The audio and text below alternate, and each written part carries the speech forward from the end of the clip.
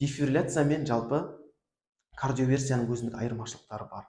Кардиоверсия ол өмірге қауіп төндіретін аритмиялар кезінде, пароксизмальный тахикардия, дәрілік препараттар салды, ешқандай эффект жоқ. Оны қалай қолданамыз дефибриллятор?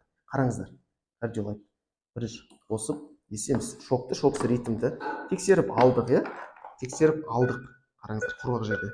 Одан кейін міне бірінші сенхордың кнопкасын басамыз.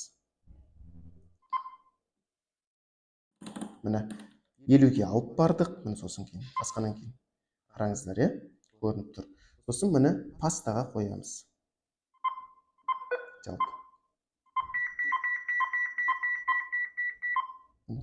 қойдық, сосын кейін